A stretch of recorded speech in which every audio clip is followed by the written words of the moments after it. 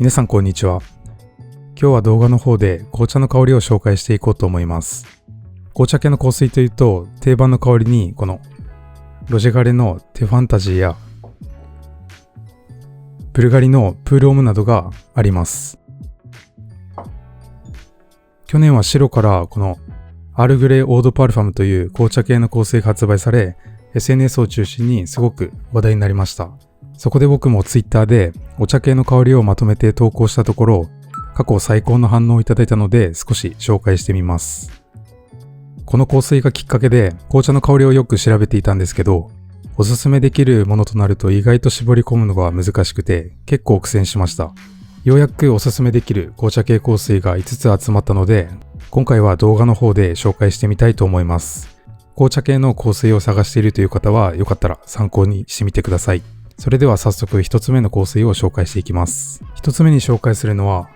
このミラーハリスのティートニックオードパルファムという香水です。ミラーハリスは2000年創業のイギリスの代表的な香水ブランドの一つで、厳選された植物由来の香料を使ったボタニカルにこだわった香り作りを行っています。この香りは YouTube の生配信で本田翼さんがおすすめとして紹介したことでも話題になった香りです。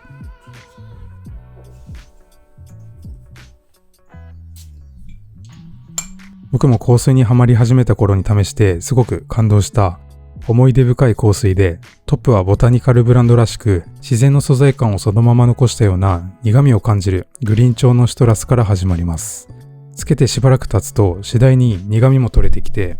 マテ茶のようなスモーキーな茶葉の香りとベースのウッディな香りをしっかりと感じ取ることができます。爽やかながら香りに深みを感じることができる香水となっているので、香水初心者にも香水好きの方にもおすすめできる完成度の高い作品になっているのではないかなと思っています。個人的には残り香が一番最高だと思っていて、寝香水として使うといつもより数段安眠できている気がします。二つ目に紹介するのはこのザ・ハウス・オブ・ウードというブランドのザ・タイム・オード・パルファムという香りになります。パッと見てこのボトルにすごく目がいったと思うんですけど、このマーブル柄のすごくカラフルなボトルは一つ一つが手作業で塗装されているこだわりのボトルとなっています。結構皆さんこのボトルの作りも気になったと思うんですけど、このようにこちら側がキャップで、この石のようなボトルの部分に香水が入っています。キャップはすごくずっしりとした重みがあります。ちょっと重さを測っていきます。だいたい 157g ぐらいあって、調べてみると iPhone8 が同じぐらいの重さでした。香りは先ほど紹介したティートニック同様にすっきりとしたシトラス調の香りですが、こちらはカモミールやバーベナなどハーバルな印象が強くなっています。清涼感のあるハーバルな香りにスモーキーなブラックティーの香りが合わさって、落ち着くアロマティックな香りが楽しめます。時間が経つとアンバーの優しい甘みも出てきて、ユニセックスですがどちらかというと女性的な香りになるかなと思います。75ml で3万円くらいするので結構高価な香水かなとは思うんですけど、一つ一つ柄が違うということで自分だけのボトルが手に入るという点はやはり魅力的です。割とスッキリしているんですけど、持続力も高くて付け直しが苦手な方にもすごいおすすめできる香水かなと思います。3つ目に紹介するのがこのペンハリガンのマラバーオードパルファムという香水になります。この香りは先ほど紹介した2つの香りとはまた一味違ってエキゾチックな雰囲気を感じる甘めの香りとなっています。ペンハリガンは王室御用達の称号を2つ持つ1870年に創業された老舗の香水ブランドです。このマラバーは東インドのスパイスルートを巡る旅がモチーフになっていて、結構温かみを感じる香りなんですけど、鼻に抜けるようなスッとくる印象もあって、ジンジャーやコリアンダーなど異国の雰囲気を感じるスパイスの香りがたっぷり香ります。スパイスがしっかり香るので重たい香りかなと思いきや、割と使いやすくまとまっている印象があります。意外と話題に上がることも少ないので、ぜひ気になった方はチェックしてみてください。4つ目に紹介するのがこのアールフレグランスのティーブレイクオードパルファムという香水です。ティーブレイクはツイッターの方ではレモンティーの香りとしても紹介したんですけど、個人的には紅茶感も強く感じたので紅茶編でも紹介させていただきます。ティーブレイクはアールフレグランスの創業者兼調香師でもある村井千尋さんが作った香りで、今までに紹介した紅茶系香水とはまた全く印象が異なります。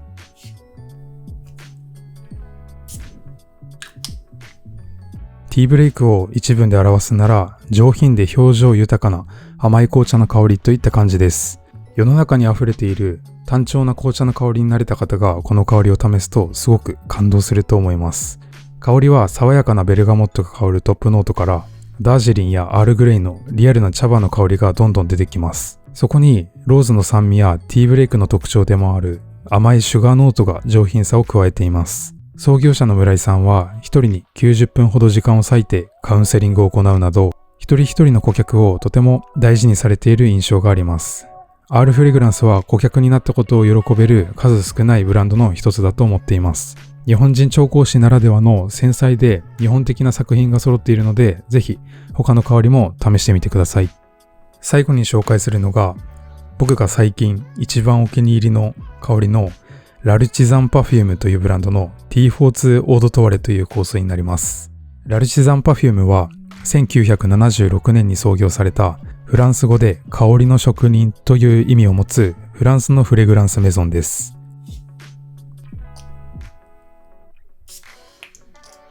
この香りは世界で初めて作られた紅茶と言われるラプサンスーチョンティーを表現した香りとなっていて、